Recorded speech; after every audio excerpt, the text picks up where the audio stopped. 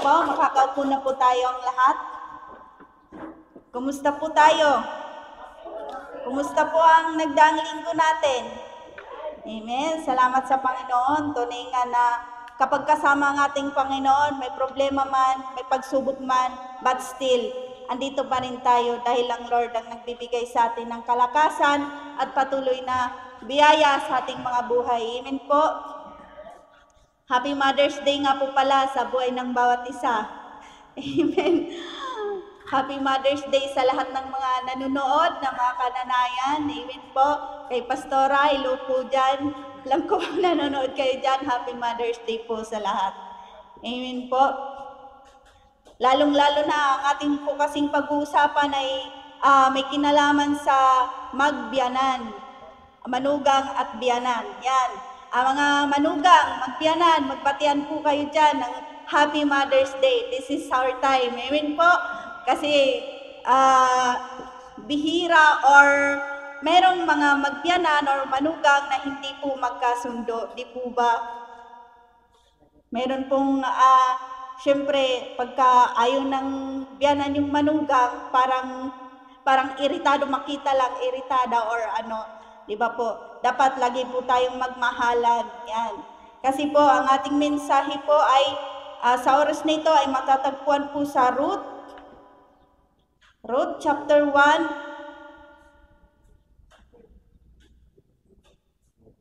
verse 6 po hanggang 22.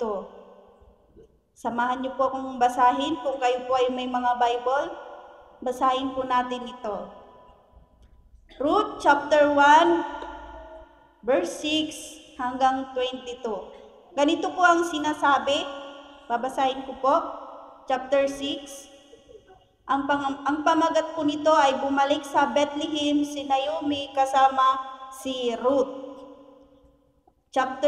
Verse 6 po, babasahin po natin. Nabalitaan ni Naomi na ang kanyang bayan ay pinagkalooban ng Diyos ng masaganang ani. Kaya't humanda sila ng kanyang manugang na umalis sa Moab. So, ang background po kasi nito, dati po sila Naomi at ang kanyang asawa ay nakatira po sa Bethlehem, Israel po yan. Nagkaroon po ng taggutom that time kasi po sa Israel po dati ay wala pong hari.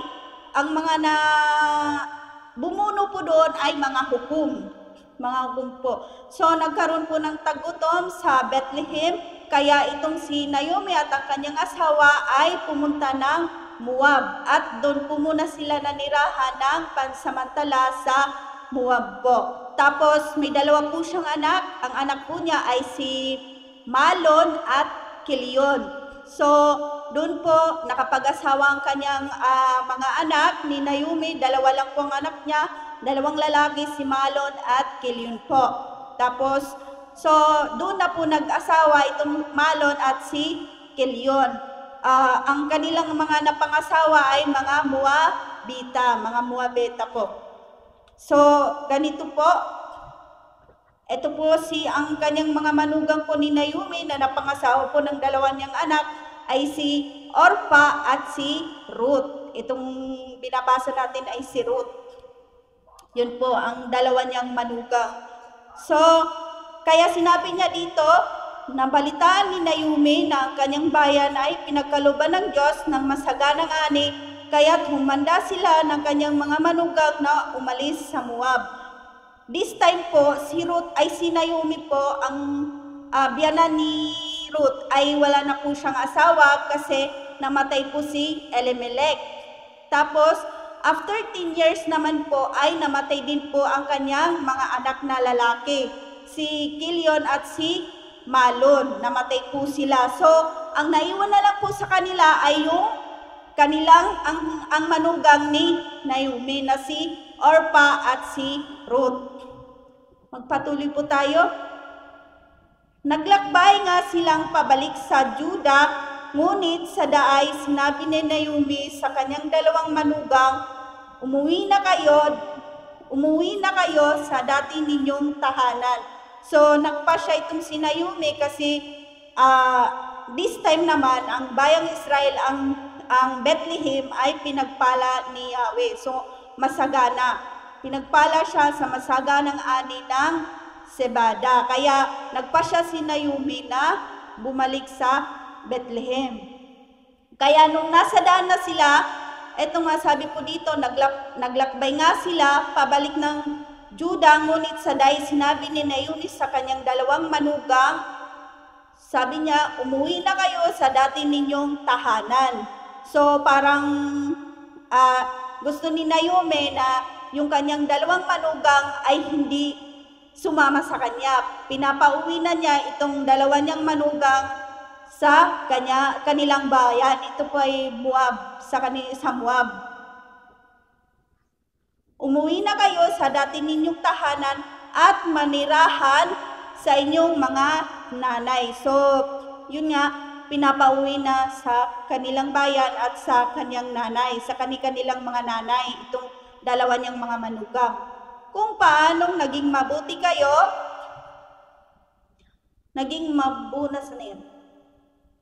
Kung paanong naging mabuti kayo sa mga yumao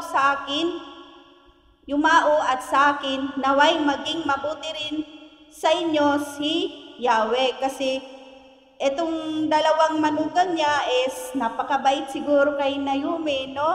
So, itulot nawa ni Yahweh na kayo'y makapag-asawang muli at magkaroon ng panibagong pamilya at sila'y hinadkana ni Naomi bilang pamamaalam. So, ganun na nga, itong si Naomi, gusto niya umuwi na tong dalawang manugang niya sa kanilang magulang. Ayaw niyang pasamahin sa kanya. At hinadkan na nga ni Naomi ang kanyang dalawang manugang. Ngunit, napaiyak ang mga manugang at sinabi sa kanya, hindi namin kayo iiwan. Sasama kami sa inyong bayan. So itong dalawang dalawang manugang niya ayaw nilang iwan yung kanilang biyanan. So ganun siguro bait, kabuti o maalaga itong biyanan, no? Kasi ayaw nilang iwanan itong biyanan nila kahit na sabi pa ng biyanan nila na umuwi na kayo sa inyong mga magulang. So ito na nga, ngunit napaiyak ang mga manugang at sinabi sa kanya, hindi namin kayo iiwan, sasama kami sa inyong bayan. So, tumanggi itong dalawang manugang. Naka-experience na po ba kayo na, halimbawa, aalis kayo, tapos may iiwan yung inyong mahal sa buhay? O, example na lang, may gustong magtrabaho sa abroad. Gaano kaya yun kasakit or kalungkot na aalis ka, maglalakad ng papuntang airplane at nasa airport kayo, no? Gaano kaya kalungkot sa tas masakit pa, no? Kasi syempre ibang bansa, di ba? Tapos mahirap nang makabalik dito, hindi basta-basta makabalik. Buti kapag nandun ka na, pwede kang dito, makakabalik ka kaagad dito, no? Hindi pwede. So, ganun po siguro yung nitong dalawa na to, itong tatlo na to, yung magbiyanan at manugang, ganito siguro yung kanilang nararamdaman na malungkot, masakit, parang hindi nila kaya. Pero ipinagdidiinan ni Naomi na bumalik na sila sa kanilang mga nanay. Nung ako po, kami ng pamilya ko ay nakabakasyon sa probinsya namin, sa Samar.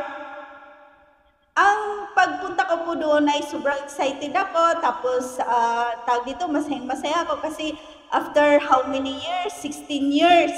16 years ako dito bago nakauwi. So, tapos nung nandun na kami, 5 days lang. So, 16 years na nandito, uwi ka ng Samar. Tapos, 5 days ka lang mag-i-stay doon. Di ba po parang kulang na kulang kasi 16 years hindi ka nakauwi tapos sandali ka lang doon.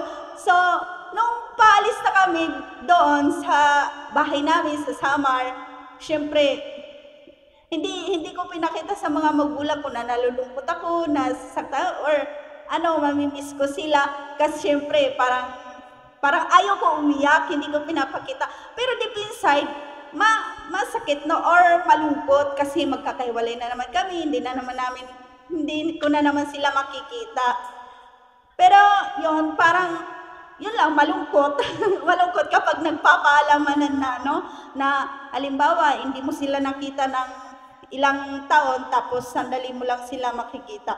So ganito siguro yung nararamdaman nitong mga manugang ni Naomi. Ayaw nilang iwan yung kanyang biyanan, ayaw nilang iwan. So sabi dito, sumagot naman si verse 11 po, sumagot si Naomi, mga anak, huwag na kayong sumama sa akin. So pinagpipilitan po talaga ni Naomi na huwag na silang sumama. Bumalik na kayo sa inyong magulang, hindi na ako magkakaanak pa upang iyong mapangasawa. So dinidiscourage nila discourage ni Naomi itong dalawa niyang manugang na hindi na daw siya magkakasawa upang magkaanak at mapangasawa nila. Umuwi na kayo, matanda na ako para mag-asawang muli. Kahit na umasa kung makakapag-asawang muli o kahit pa ngayong gabi ako mag-asawa at magkaanak, may hintay ba ninyo silang lumaki? So talagang inaano ni Naomi yung realidad na kahit daw mag-asawa pa siya pero matanda na siya, which is impossible na magkaanak pa siya. Sabi niya, may hintay pa ba ng dalawang manugang ito na lumaki ang kanyang anak?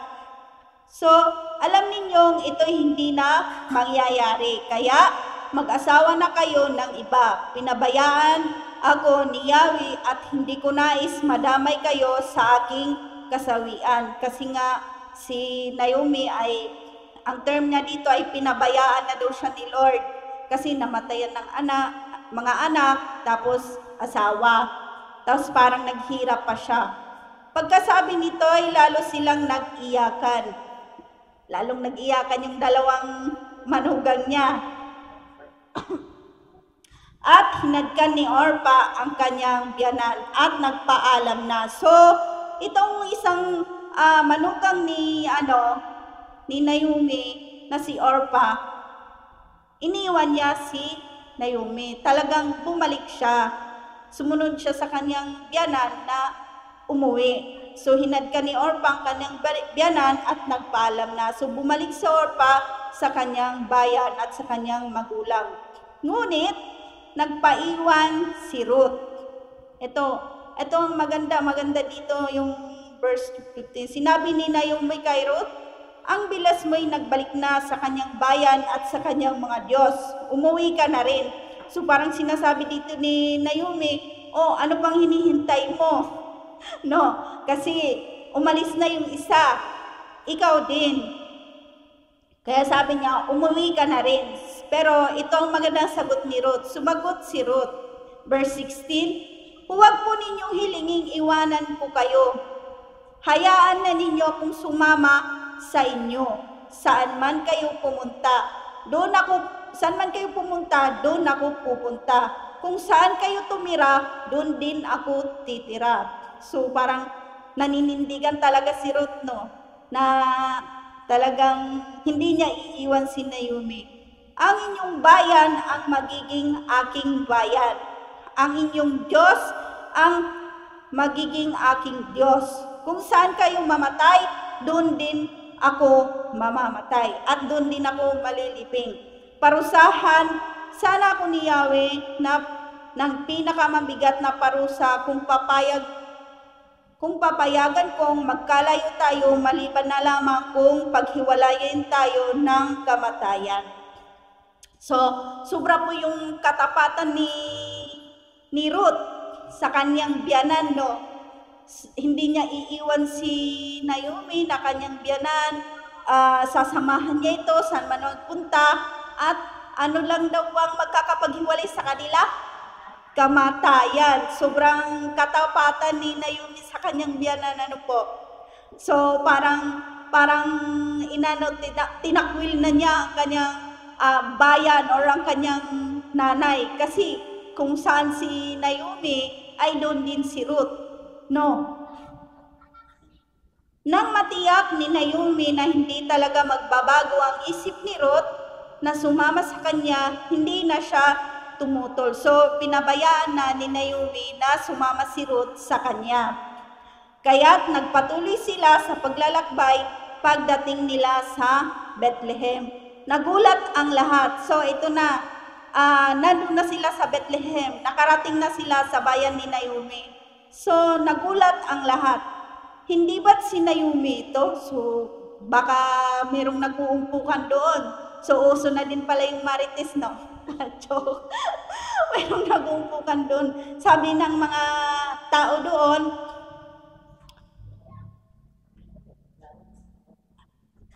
hindi ba't si Naomi ito? Tanong ng mga kababaihan. So, kababaihan pala yung mga nag-uumpukan. So, uso na din ang marites, no? Kaya sabi nila, narinig pala ito ni Naomi. Sumagot si Naomi, huwag na ninyo akong tawaging Naomi. Tawagin ninyo akong Mara, sapagkat ako'y pinabayaang magdusa ng makapangyarihang Diyos. Kasi po, ang ibig sabihin po kasi ng Naomi, ito'y sinerch ko kung ano ibig sabihin ng Naomi. Ang kahulugan pala ng Naomi pangalan ay kawili-wili, masayang kasama. So, ganun pala si Naomi, kawili-wili, masayang kasama, at aking katamisan. Yun po ang ibig sabihin ng Naomi. Ngayon po, ayaw na niyang magpatawag ng ganung pangalan kasi sabi niya, pinabayaan na daw po siya ni Yahweh. At ang pinatawag na sa kanya ay Mara, na ang ibig sabihin po ay sa English ay bitter. Hello? Bitter daw. Sinong mga bitter dyan? Amen. Yun po ang pinatawag sa kanya, bitter. Kasi yung nangyari nga naman po sa kanya ay sobrang masaklap po, di ba? Namatayan po siya ng asawa, tapos sumunod naman ay namatayan po siya ng 2 anak. Kaya, at naghirap pa siya. Naghirap siya kasi nawalan ang kanyang mga mahal sa buhay. So, ayaw na niyang magpatawag ng Naomi, ang pinapatawag na sa kanya ay Mara kasi sapagkat ako'y pinabayaang magdusa ng makapangyarihang Diyos. Masagana ang buhay namin ni Elimelech nang umalis dito. Ngunit, binalik ako ni Yahweh na walang anumang dala. So, ibig sabihin, kahit pala nagkaroon ng tagutom sa Bethlehem, maayos pa rin po yung buhay nila. Kasi sabi po dito, masagana ang buhay namin dito nung umalis kami ni Elimelech. So, nung nagpunta sila sa Moab, kahit nakaranas ng tagutom doon sa lugar nila, nung pumunta sila sa Moab, masagana sila. Ibig sabihin, kumbaga sa term natin, may mga ari-arian or maginhawa ang buhay nila. Subalit, nung bumalik siya, walang-wala na siya. Sabi dito, ngunit ibinalik ako ni Yahweh na walang anumang dala. Huwag ninyo akong tawaging Naomi sapagkat ako'y binigyan ng makapangyarihang Diyos ng matinding kasawian sa buhay. So, iyan ang nangyari kaya't mula sa Moab ay nagbalik si Naomi kasama si Ruth, ang manugang niyang Moabita. Nang dumating sila sa Bethlehem ay simula na ng anihan ng sibada. Amen. Purihin po ang Diyos sa kanyang mga salita. Ano po ang matututunan dito sa kwento ni Ruth? Dito sa kanyang sulat. Ang pag-aaralan po natin ngayon ay ang pamagat ko po ay mabuhay tayo na kasama ang Diyos. Sabi po dito, mabuhay tayo na kasama ang Diyos. Itong nangyari kay Naomi, binasa ko po ito, talagang nga bang kalooban ni Lord na umalis sila doon sa lugar. Kasi sabi po doon nagkaroon ng tagutom. Pero hindi naman sila naghirap kasi sabi po sa verse 21, masagana daw po silang umalis sa Bethlehem. Una po dito, ang aking sulat, alamin ang kalooban ng Diyos. So sa nangyayari kay Naomi, kalooban ba kaya ni Lord ang nangyari sa kanya? So minsan, sa ating mga buhay, nakakagawa tayo ng mga bagay na hindi natin iniaalam kung ito ba talaga ay kalooban ng Diyos sa ating buhay. Halimbawa, sa atin ngayon, mag-apply tayo ng trabaho. Ipinag-pray po ba natin muna ito? Inalam po ba natin muna ito kung ito ba ay kalooban ng Diyos? Halimbawa, hindi po natin ilalam, nag-apply ka ng trabaho, tapos may pasok pala siya ng Sunday. Kalooban po ba yun ni Lord? Di ba po hindi? Gusto ni Lord na magkaroon tayo ng trabaho dahil sabi naman din po niya yun na magtrabaho tayo para tayo ay merong makain at huwag tayong maging tamad. Pero kung nasasagasaan na natin ang ating oras at panahon sa ating Panginoon, sa tingin mo kalooban pa din po yun ni Lord? Di ba po hindi na? Kasi gusto ni Lord na ang magkaroon tayo ng time para sa Kanya. Amen po? Gustong mag-abroad. No? Hindi inalam ang kalooban ng Panginoon. So, in her own lang. Gustong mag-abroad. Nung nandun na sa time na nagka-problema siya doon sa abroad, nagkaroon siya ng trouble dahil yung napuntahan niya doong employer niya ay masungit, di ba? Merong mga ganon, meron pang ang employer nila ay bastos.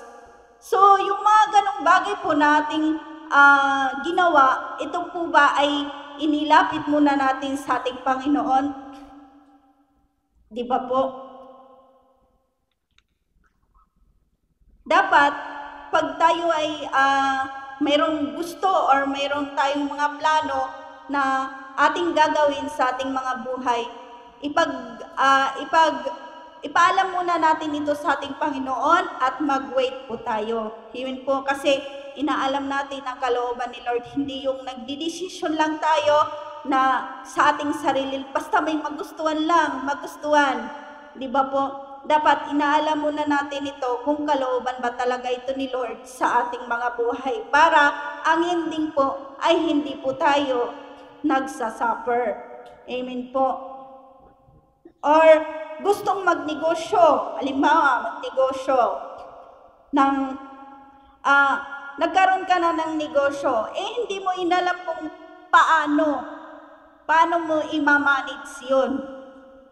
Dapat yung mga bagay na gusto natin na meron tayong gagawin or plano na magnegosyo, talagang ipinapaalam muna natin ito sa ating Panginoon kung Lord, ito ba ay kalooban mo na magkaroon ako ng negosyo? Hindi po ba ako nito mawawala sa inyo? Kasi kung ang mga plano natin ay pinagkakatiwala natin at inalam natin ang kalooban ng Lord, I'm sure po, si Lord po, ay hindi po tayo mabibigo ano man ang ating mga plinaplano sa buhay. Amen po. Tapos ang pangalawa naman po dito, tamang pagpapasya po or desisyon. Sa nangyari po kay Naomi, sa buhay ni Naomi po, tama kaya ang kanilang pagpapasya? Di ba po kasi umalis sila sa Bethlehem, taggutom, taghirap, pero hindi naman po sila nagugutom. Diba? Masagana pa nga sila nung umalis sila sa Bethlehem, di po ba? Tama kaya yung kanilang pasya na manirahan doon sa Moab. Tapos ngayon, nung bumalik na siya, walang-wala na po siya.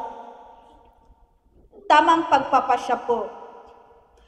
Sabi po dito, ngunit nung nabalitaan naman niya, nagpasya muli siya. Nagpasya siya sa Ruth 1 chapter 6. Sabi dito, nabalitaan ni Naomi na kanyang bayan ay pinagkalooban ng Diyos ng masaganang ani, kaya't humanda sila ng kanyang mga manugang na umalis sa Moab. So, nagpasya muli siya, nagdesisyon muli si Naomi. Nagpasya siya na bumalik sa Bethlehem sa kanyang bayan dahil nabalitaan niya na pinagpala ni Yahweh ang kanilang bayan. So, bumalik po ulit siya doon. So, tayo pong mga Kristiyano, magkaroon tayo ng pagpapasya na tama sa lahat ng bagay. Amen po ba? At magagawa lang natin iyon kapag si Lord lagi ang sentro ng ating buhay. Di po ba? Sapagkat sa ating sarili, hindi natin kayang magpasya sa ating sarili ng tama. Di po ba? Hindi po natin kayang tanggihan ang mundo. Di po ba? Example na lang sa ating pagpapasya sa ating mga sarili. Meron po tayong mga kaibigan.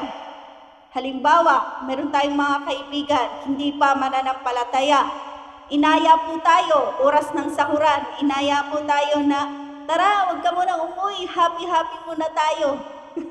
Ano po ang pasya natin doon bilang mananampalataya? Amen po.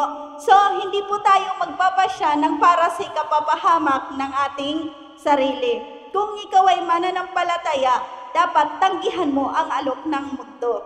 Amen po. So, kaya ba magpasya tayo ng tama? Siyempre, dahil may takot tayo kay Lord, magpapasya po tayo ng tama, hindi tayo makikiayon sa mundong ito. Amen po.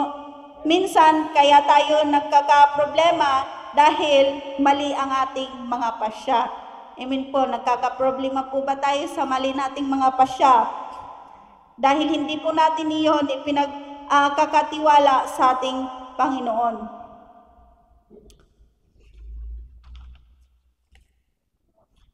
At sa ating pagpapasya o pagdidesisyon, halimbawa, sakto lang yung sahod natin, nakakita po tayo ng sale sa SM, sale sa Lazada, sale sa Shopee. Di ba po? May sarili po tayong pagpapasya. Sakto lang po yung sahod ni Mister, pang budget sa isang linggo. So, hindi naman kailangan kasi sale nga, talagang bibilhin. Kasi sale. Ngayon, sa budget natin sa pang isang linggo or pang isang buwan, anong nangyari? Nag-short. Di po ba? Kasi hindi tayo nagdesisyon or nagpasya ng tama. Nag-short tuloy ang mga budget natin. Sa mga kabataan naman po ngayon, karamihan ngayon ay napapahamak dahil hindi nakikinig sa payo ng mga magulang. Amen po. Maraming kabataan ngayon, mga nakikita ko, bata pa lang, meron ng anak, kasi hindi po nakikinig sa payo ng mga magulang. Pagsabihan mo pa, sila pa ang galit. Ganun po ngayon. Puro sarili lang ang iniintindi. Wala silang tamang pagpapasya. Kaya ang ending tuloy, bata pa lang, may anak na. Di po ba? Ang mga bisyo, pwede po nating tanggihan yan. Di po ba?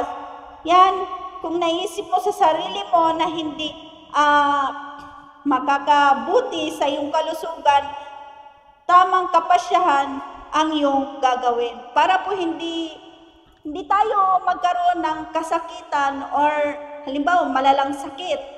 Ikaw ay may bisyo, kaya mo naman tanggihan yan, di po ba? Magpasya ka sa sarili mo na iwanan natin yung mga bisyo na yan dahil hindi maganda sa kalusugan ng ating katawan. Amen po.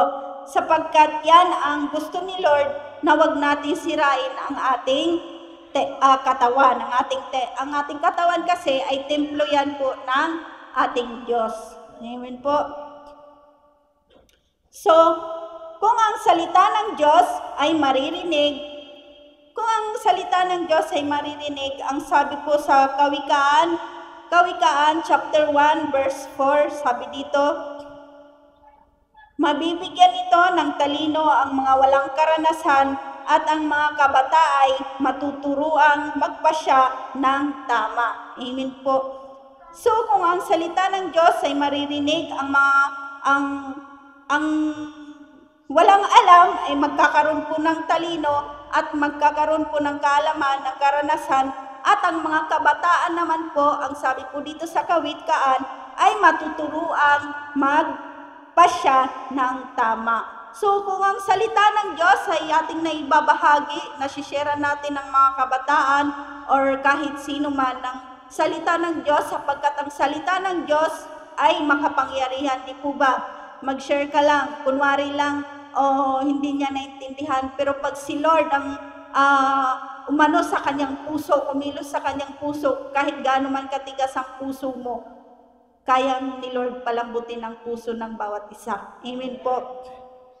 So, sa ating mga buhay, lagi natin tatandaan bilang isang mananampalataya na ang Diyos ang magiging gabay natin sa lahat ng bagay. Amen po, si Lord ang magiging gabay natin sa lahat ng bagay. Kasi kung wala ang Diyos sa buhay natin, hindi po natin kaya. Hindi po natin kayang magdesisyon, hindi po natin kayang magpasya, sapagkat ang dyablo ay nandyan po yan upang sirain tayo. Yan po ang trabaho niya. Kaya lagi po natin dapat tatandaan na si Lord ay lagi po natin kasama, at kung magpasya man tayo, dahil si Lord ay mabuti para sa atin. Amen po. Sa gayon, magagawa natin ang mabuting pagpapasya pag si Lord ay laging ating inuuna. Dito naman po, sabi po dito, maging tapat sa Diyos. Amen po, maging tapat daw po tayo sa ating Diyos. Mabuhay tayo na may katapatan sa ating Panginoong Jesus. Ruth chapter 1 verse 16, sabi po niya dito,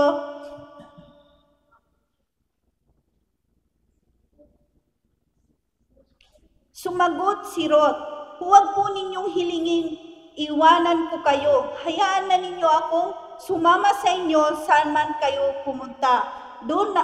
Saan man kayo pumunta, doon ako pupunta. Kung saan kayo tumira, doon din ako titira. Ang inyong bayan ang aking magiging bayan. Ang inyong Diyos ang aking magiging Diyos. Kung saan kayo mamatay, doon ako mamamatay. At doon din ako malilibing. Katapatan ang pinag-uusapan dito. Hello? Si Naomi, sobrang tapat po niya sa kanyang biyanan. Ganon na lang ang katapatan niya sa kanyang biyanan. Ultimo, mga magulang niya, iniwan niya. Di po ba? Ultimo, ang bayan, kasi sa Moab kasi maraming mga Diyos-Diyosan yan. Di po ba? Sabi niya, ang inyong Diyos ang aking magiging Diyos. So sobrang ganun na lang si Ruth sa kanyang biyanan. Sobrang tapat. Ganun na lang ang paninindigan ni Ruth. Di po ba? Anong gustong ipaunawa sa atin ng salitang ito? Ng Diyos dito, bakit pa sinulat to? Kung gaano katapat si Naomi si Ruth sa kanyang biyanan. Bakit pa niya ito sinulat? Kung si Ruth, ayaw niyang iwan ang bayan niya dahil siguro nakaramdam siguro siya dito ng lubos na pagmamahal. Ayaw niyang iwan si Naomi. Siguro kasi sobrang na-experience niya yung pagmamahal, kabutihan, at kabaitan ng kanyang biyanan sa kanya. Pag-aaruga na hindi niya siguro na-experience sa iba, kay Naomi lang. Ganun na lang yung kanyang pagtatapat sa kanyang biyanan, no? Ganun na lang ang kanyang paninindigan na hindi niya iiwanan ang kanyang biyanan. Sobrang matapat siya sa kanyang biyanan. Iiwan niya ang bayan, ang mga magulang niya, mga kapatid niya, kung meron man siyang mga kapatid, iiwanan niya, at ito ay sabi pa po niya dito, ang inyong Diyos ang aking magiging Diyos. Ito ang mabuting bagay na sinabi ni Ruth. No? At sabi niya, ang ganda kasi dito, sabi pa niya, ang Diyos mo ay aking magiging Diyos. So ang Diyos ni Naomi daw, na ating Diyos ngayon, ang siyang magiging Diyos ni Ruth. Gaano na lang katapat itong babae na to sa kanyang biyanan? Lord, kasarap sa Panginoon pag ganito ang naging attitude natin. Di po ba? Pag sa Panginoon, naging ganito ang attitude natin, ang sarap sa feeling, sa pakiramdam ng Panginoon. Pagdating sa Kanya, ang sarap ng feeling siguro ng Panginoon pag ganito po tayo sa Kanya na sobrang tapat tayo sa Diyos. No matter what happened. Di po ba? Pagdating sa ating Diyos na kahit ano man ang mangyari, we will serve God. Masasabi natin sa ating sarili, Lord, kahit ano man ang mangyari, problema, pagsubok, but still, I serve you. Di po ba? Ang sarap sa pakiramdam sa Panginoon na tayo ay laging nagtatapat sa Kanya. Kasi itong si Ruth nga tao lang po ito. Naging tapat siya sa kanyang biyanan. So tayo gusto ng Panginoon na maging tapat din po tayo sa ating Diyos. Na maging tapat tayo sa ating Panginoon. Sabi po dito sa Santiago 1 verse 12, sabi po dito, mapalad ang taong nananatiling tapat sa kabila ng mga pagsubok, sapagkat matapos siyang subukin, tatanggap siya ng gantimpala ng buhay na ipinangako ng Panginoon sa mga umiibig sa Kanya. Amen po. So mapalad daw po ang taong nananatiling tapat sa kabila ng mga pagsubok. Bilang nandito po tayo sa mundong ito, may mga pagsubok talaga tayong pagdadaanan. Amen po. Minsan, inaalaw ni God yon para tayo tumatag sa ating pananampalataya at patuloy tayong magtiwala sa Kanya. Amen po. So may mga pagsubok talaga minsan si Lord na inaalaw na para sa atin din ikagaganda at para tayo tumatag at patuloy natin tawagin ang Panginoon at patuloy tayong magtiwala sa Kanya. Amen po. May pagsubok na pinagdadaanan but still, nag-i-still pa rin tayo sa ating Panginoon. Sabi nga doon sa, nabasa ko yata yun, may pagsubok man, madapa man tayo, pero si Lord ang magbabangon sa atin.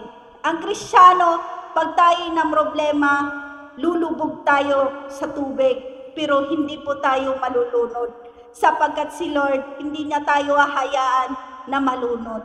Amen po, sapagkat si Lord ang siyang nagbabangon sa atin at nandiyan siya upang tulungan tayo sa lahat ng ating pinagdadaanan.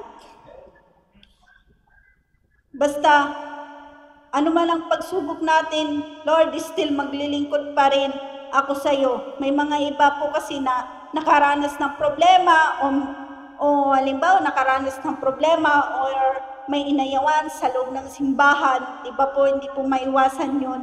Minsan, ayaw nang mag-church. Diba po, nakakalungkot po yung ganon na kunwari, may problema lang sa loob ng church, may inayawan kay sister, kay pastor, sa mga leader. Ayaw nang mag-church. Gaano kalalim yung personal relationship niya kay Lord? So, ibig sabihin, hindi po siya sincere sa ating Panginoon, sa kanyang paglilingkod. Isa lang ang ibig sabihin pagka ganyan, hindi tapat ang paglilingkod niya sa Panginoon, sapagkat sa paligid lang siya nakatingin or nakikita niya ang mga paligid.